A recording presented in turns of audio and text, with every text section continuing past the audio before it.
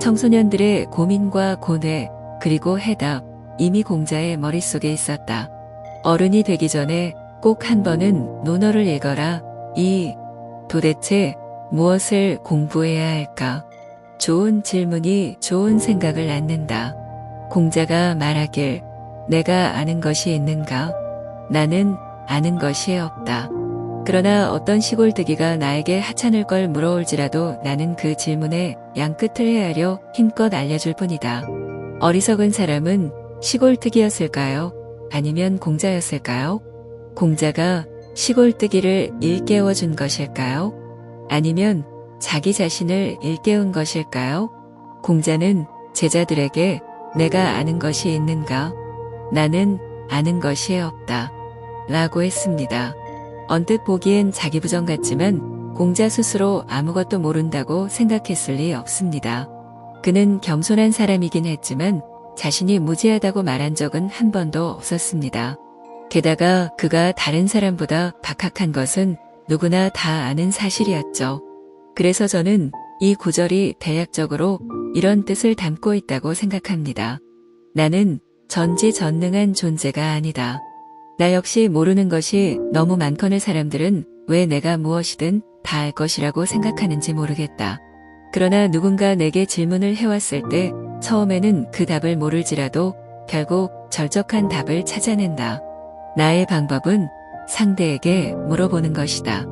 그 질문에 처음부터 끝, 정과 반의 양면에서 묻고 묻다 보면 결국 상대가 스스로 답을 찾아낸다. 공자의 이러한 코칭 교육법은 여러분에게도 많은 도움이 될 것입니다. 저는 이것이 교육계 종사자나 부모님들이 자녀를 지도할 때 충분히 활용할 수 있는 수준 높은 교육법이라고 생각합니다. 예전에 저는 은행 총장, 철강 공장 대표, 식품업계 임원들을 대상으로 코칭을 진행한 적이 있습니다. 은행에 근무해 본 적도 없고 공장장을 해본 적도 없으며 식품을 팔아본 적 없는 제가 어떻게 그들을 코칭했을까요? 비결은 바로 공자의 그 질문에 양끝을 헤아려 힘껏 알려준다입니다. 보통 코칭에 흔히 활용되는 모델은 브로우 모델입니다. G. 목표, 고, R. 현실, 리얼리티, O. 선택, 옵션, W. 의지 혹은 결론, 밀, 랩업. 먼저 코칭을 받는 사람, 이하 피코치자는 코칭을 통해 이루고 싶은 장단기 목표 등을 설정합니다. 그런 다음 현재 자신이 어떤 상황에 있으며 어떤 일이 일어나고 있는가를 탐색하죠. 이어서 코치는 피코치자에게 목표를 달성하기 위한 구체적인 세부 방법의 목록과 실천 계획을 작성하게 합니다. 마지막으로 미래지향적인 질문을 계속 던짐으로써 그 의지를 실행하도록 도와줍니다. 가끔은 코치가 피코치자에 대해 아무것도 모를 때 오히려 효과가 더 좋게 나타납니다. 아무런 편견 없이 상대를 바라보기 때문에 그의 생각을 제한하지 않기 때문이죠. 코치가 가장 두려워하는 상황은 코칭이 아닌 리딩이 되는 상황입니다. 간혹 계속해서 질문을 이어가다가 자기 생각을 집어넣는 코치들이 있습니다. 왜 이런 방법은 시도해보지 않으시나요? 라는 등의 말을 하는 겁니다.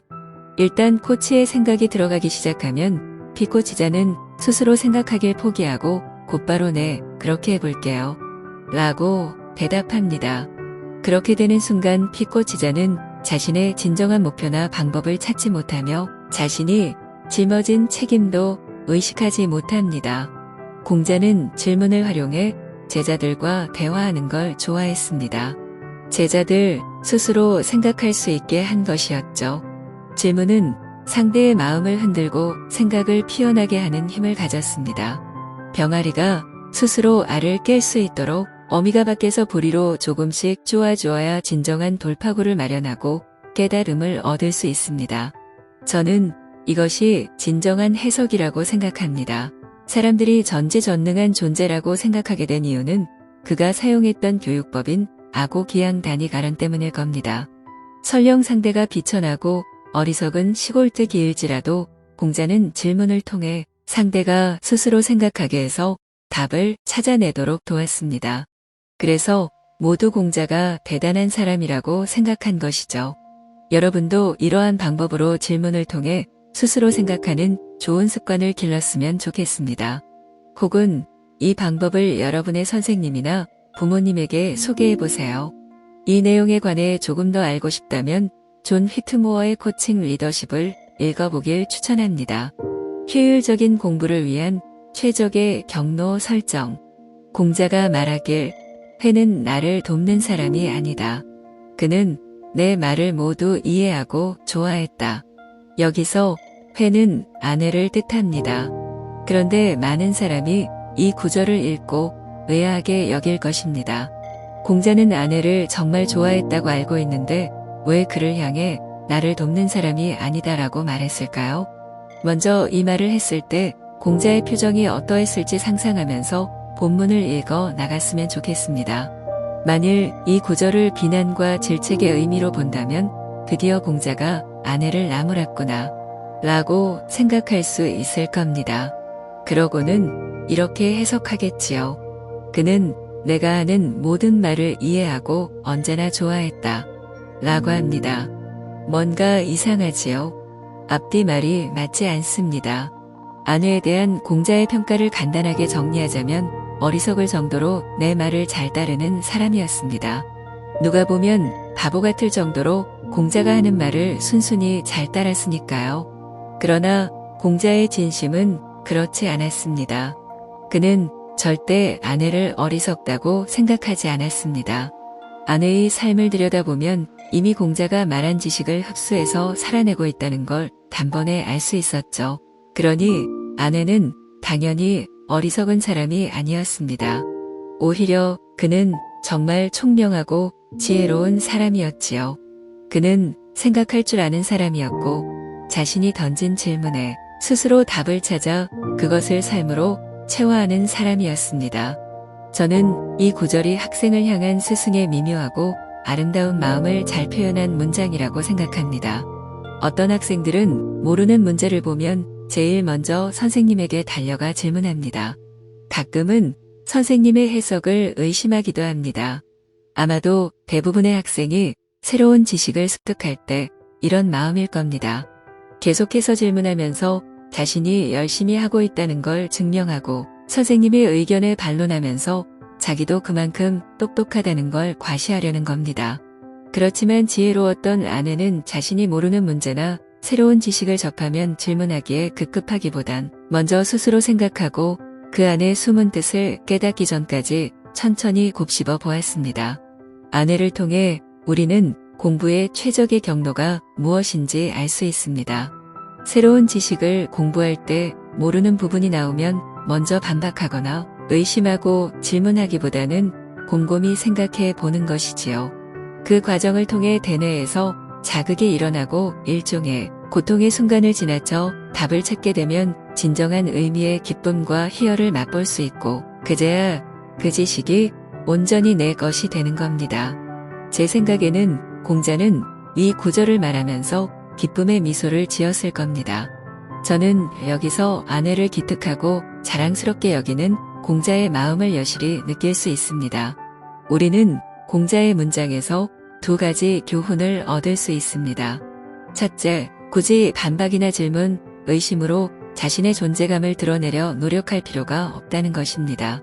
사실 우리 주변에는 일부러 특이하고 괴팍한 질문으로 상대의 의견에 반박하거나 반대 의견을 제시하여 자신은 남들과 다르다는 걸 드러내려는 사람들이 있습니다. 하지만 저는 이해하지 못하거나 동의할 수 없는 일을 만났을 때는 먼저 충분히 혼자각해 본 다음 다시 새로운 의견을 제시하는 것도 좋은 방법이라고 생각합니다. 둘째, 본인의 생각을 말할 때는 보다 건설적인 의견을 제시해야 합니다.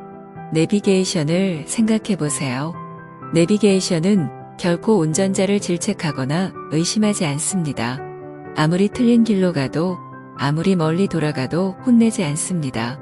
길을 잘못 들면 경로를 재탐색합니다. 100m 앞에서 우회전입니다. 라고 다정하게 다시 일러주어 새로운 경로를 통해 목적지에 잘 도착할 수 있도록 도와줍니다. 이런 게 바로 건설적인 의견입니다. 여러분도 친구와 이견이 있거나 갈등이 있을 때 다툴 필요도 없습니다. 상대의 생각이 조금 비합리적이라고 생각되어도 먼저 화를 내기보다는 건설적인 의견을 제시하면서 평온한 마음과 말투로 그 문제에 대해 상의하고 보다 나은 결정을 하도록 노력해보세요. 마음의 지능지수라고 불리는 EQ가 높은 사람은 자기 정서를 잘 통제합니다. 우리는 내 정서의 주인이 되어야지 노예가 되어서는 안 됩니다. 때때로 어른과 아이를 구분하는 방법은 나이가 아니라 그 사람의 정서와 깊은 연관이 있습니다. 정서에 쉽게 사로잡히고 감정 기복이 심한 사람은 어린아이와 다름없습니다. 반면 정서를 잘 조절하고 조화롭게 처리하는 사람이 성숙한 어른이지요. 논어 속의 많은 구절은 여러분이 곱씹어 생각하기만 하면 여러 측면에서 많은 깨달음을 얻을 수 있습니다. 맞고 틀리고는 중요하지 않습니다. 자신에게 도움이 되는 유익한 부분을 골라서 적용하면 그만입니다. 나아가 조금 더 성숙한 생각과 눈으로 나와 다른 사람의 다름을 바라보고 인정하면 됩니다. 공부를 잘한다는 것이 무엇일까? 넓고도 깊이 파는 태자형 인재 되기. 자아가 말하길 넓고 깊게 배우고 뜻을 독실하게 유지하며 질문을 절제하고 생각을 가까이 하면 이는 그 가운데 있다. 박하기독지 넓고 깊게 배우고 뜻을 독실하게 유지하는 것이 요즘 흔히 말하는 태자형 인재와도 같습니다. 태자형 인재란 태자의 가운데 고든 기둥처럼 한 분야를 깊이 파 전문성을 지니듯 양옆으로 가지를 뻗어내듯 관심과 이해를 기반으로 다양한 분야를 접목시키는 사람을 가리킵니다. 보통 이러한 사람들이 혁신을 잘 이끄는데 혁신이란 대부분 두 가지 혹은 그 이상의 영역을 접목해 만들어내는 과정이기 때문이다. 법률만, 역사만, 수학만 공부해서는 대대적인 혁신이나 반전을 기대하기 어렵습니다. 그렇다고 여러 가지를 두루두루 공부하는 박학만으로 되는 것은 아니고 독지가 있어야 합니다. 독지란 전문성이 매우 명확하면서도 원대한 포부를 지닌 것으로 자신의 미래에 관한 확실한 계획이 있는 것을 뜻합니다. 젊은이 근사는 내면에서부터 비롯한 질문, 즉 호기심이 충만한 상태를 가리킵니다. 여러분이 모르는 문제에 관해 누군가 답을 알려주었다고 해도 거기에서 끝나지 않았으면 합니다. 그 답을 곰곰이 생각하고 내 경험을 비추어 보면서 주변을 살펴보고 그것을 적용할 만한 예를 찾아보도록 하세요. 이렇게 해야만 이론과 실전을 접목할 수 있습니다. 인재기 중에는 인이 그 가운데에 있다라는 뜻으로 박하기독지, 젊은 이근사의 과정을 거친다고 해서 인의 경지에 도달한다는 게 아닙니다. 이는 배움을 대하는 태도와 더 가깝습니다. 따라서 이러한 태도로 배움을 취하다 보면 점점 인에 가까워진다는 뜻으로 해석할 수 있습니다. 이 구절이 마음에 들었다면 좌우명으로 사용해도 좋을 것 같습니다. 똑같이 써서 책상 위에 붙여놓고 틈난 때마다 한 번씩 읽어보는 건 어떨까요? 공부의 시작은 연필을 쥐는 것부터다. 자아가 말했다. 모든 기술자는 작업장에서 열심히 일함으로써 자기 일을 성취하고 군자는 배움으로써 자기 도를 이룩한다. 위 구절에서 백공거사의 기사에서 사는 요즘 말로 작업실을 말합니다. 그러니 백공거사란 목수나 대장장이 도금사 등과 같은 각 영역의 전문 기술자들이 일하는 작업실을 가리키지요. 직업을 막론하고 무슨 일을 할 때 집에서 혼자장만 해서 되는 일이란 없습니다. 그래서 자아는 백공거사의 성이사라고 말했습니다. 백공이 작업을 완수하려면 작업실에서 실제로 작업을 해야 한다는 의미이지요. 이와 대응되는 문구가 뒤에 나오는 군자하기 치기도입니다. 이는 군자가 도를 추구하고자 한다면 공상에만 기대어서는 안 되고 반드시 공부하고 실천하면서 전문성을 갖춰야 한다는 의미입니다. 백공이 작업실에서 쉬지 않고 땀 흘리며 갈고 닦아 작업하는 것과도 같은 이치입니다. 갈고 닦는 것은 옥을 만드는 기능자들이 가장 잘하는 일입니다. 그래서 자아나 공자는 학문을 추구하는 일을 설명할 때 기능자들의 비유를 자주 사용했습니다. 학자가 학문을 배울 때 방 안에 앉아 공상만 해서는 안 된다는 걸 가르쳐주기 위함이었지요. 어릴 때 깜빡하고 학교에 필통을 안 들고 가면 선생님이 이렇게 혼내셨던 게 기억납니다. 전쟁터에 나가면서 총 안 들고 나가는 군인 봤니? 학생에게 무기는 연필이야. 연필을 놓고 오면 어떻게 해? 자아는 이 구절을 통해 학문을 공부할 때는 항상 부지런히 닦아서 먼지가 끼지 않게 해야 한다는 가르침을 주고자 했습니다. 모든 진리와 지식은 끝없는 연마와 학습을 통해 터득해야 합니다. 가만히 앉아만 있다가 갑자기 깨달아지는 것은 아무것도 없습니다. 공자가 들려주는 톱클래스 전략. 충격으로 더 단단해지는 안티프레질형 인간이 되라. 자왈 군자부기. 공자가 말하길 군자는 기물이 아니다. 이번에 공자는 딱 4글자로 가르침을 주고자 했습니다. 군자는 기물이 아니다. 혹시 여러분은 이 뜻이 무엇인지 한 번에 정확히 알아들었나요? 이 구절을 이해하기 전에 먼저 여러분에게 나심 니콜라스 탈레브의 안티프레질이라는 책을 소개할까 합니다. 안티프레질은 깨지기 쉬운이라는 프레질의 반대를 뜻하는 엔티를 붙여 만든 저자의 신조어로 충격을 받으면 더 단단해진다는 의미를 가집니다. 저자는 이 세상은 수많은 자연재해와 사건, 사고 등의 불확실성으로 가득하지만 그것은 예측이 불가하고 결코 피해 가기 어렵다고 말합니다. 그는 이러한 불확실성에 잘 대응하려면 리스크 대응 능력, 즉 안티프레질의 특성을 길러야 한다고 주장하지요. 공자는 군자가 일단 무언가를 담아내는 그릇이 되면 깨지기 쉽다고 보았습니다. 아무리 단단한 그릇이라도 바닥에 내던지면 쉽게 깨지기 때문입니다. 그런데 군자가 그릇이 된다는 건 무슨 의미일까요? 간혹 공부를 잘하는 친구 중에 이런 생각을 하는 친구들이 있습니다. 난 공부 외에 다른 일에는 아무 관심이 없어. 공부를 열심히 하는 건 당연히 좋은 일입니다. 하지만 자신은 오로지 공부만 하는 사람이라고 정의를 내려버리면 바깥 세상 일에는 귀를 기울이지 않고 글만 읽는 사람이 될 수 있습니다. 그러니까 공부 말고는 집안일에도 학급 일에도 아무런 관심이 없는 것이죠. 그러면 그만큼 자신을 단련하고 성장할 소중한 기회들을 잃고 맙니다. 그러나 우리 사회는 한 가지만 할 줄 아는 사람이 아닌 여러 방면에 두루 능통하고 다재다능한 인재를 필요로 합니다. 공자는 사람은 여러 방면에서 두루 재능을 갖춘 인재가 되어야 한다고 가르쳤습니다. 그런데 그게 정말 가능할까요? 물론 당연히 가능합니다. 이를 위해 본인의 잠재력을 발굴해 개발해야 하는데 그것이 바로 우리가 가진 능력임을 공자는 늘 강조했습니다. 그렇게 여러 방면에서 자신을 개발하고 성장시킬 때 비로소 사람은 더 단단해지며 수많은 불확실성에서 자유로울 수 있습니다. 공자는 어떤 사람이었을까요? 정치인이었을까요? 만일 그랬다면 그의 삶은 실패입니다. 그렇다면 교사였나요? 만일 그가 자신을 그렇게 정의했다면 왜 그토록 많은 정치활동에 참여했던 것일까요? 공자는 한 번도 자신을 어떤 하나의 고정된 카테고리에 분류해 교사나 정치인으로 규정하지 않았습니다. 또 공자는 군자는 하늘을 원망하지도 사람을 탓하지도 않으며 아래로는 사람의 일을 배운다라고 말하는 사람이었습니다. 그는 무슨 일이 발생해도 언제나 그것에 대응할 방법이 있는 사람이었고 늘 풍부한 선택의 길이 존재하는 세상 속에 산 안티프레질형 인간이었습니다. 여러분도 교과서 안의 지식을 공부하는 데만 집중하지 않았으면 합니다. 공개 스피치나 교회 활동, 악기 연주나 스포츠 행사 등 여러 방면에서 활동하면서 기능을 익혀보세요. 안티프레질을 실천하고 싶다면 용도가 뻔한 그릇이 되지 않아야 합니다.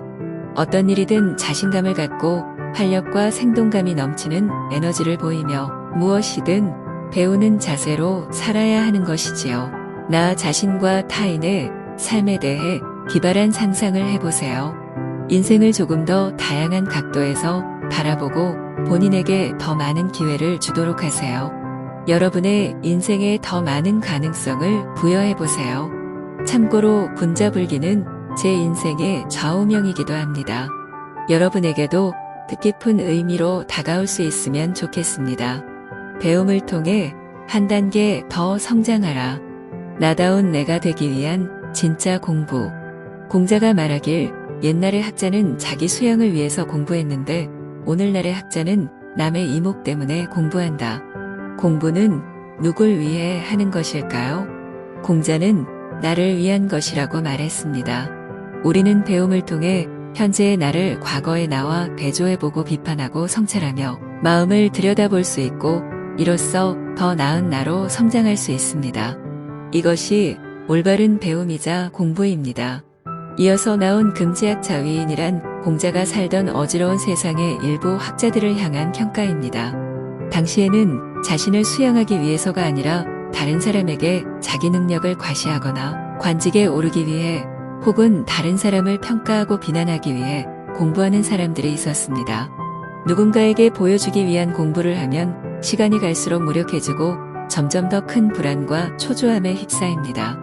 남에게 나를 증명하기 위해 하는 공부는 그 과정에서 즐거움을 누릴 수 없기 때문입니다. 어떤 사람들은 배움을 통해 이치를 깨닫고 난 뒤 자신이 주변 사람들과 달라졌다는 생각에 교만해지기도 합니다. 그러나 본질적으로 보자면 이 또한 잘못된 배움입니다. 공부를 좋아하고 심지어 거기에 깊이 빠지는 사람이 있는 이유는 무엇일까요? 그건 공부한 지식을 완전히 내 것으로 만들어서 그것이 나의 자산이 되고 그 과정에서 성장하고 변화하는 자기 모습을 발견하기 때문입니다. 공부를 하는 사람이 알아야 할 중요한 원칙이 하나 있습니다. 남만 잘 비춰주고 나 자신을 보지 못하는 거울이 되어서는 안 됩니다. 그 거울은 남이 아닌 나 자신의 내면을 향해 비춰야 합니다. 나를 돌아보고 반성하고 비판적인 시각으로 자신의 생각과 행동을 성찰해야만 끊임없이 정진할 수 있으며 진정한 배움의 기쁨을 누릴 수 있습니다.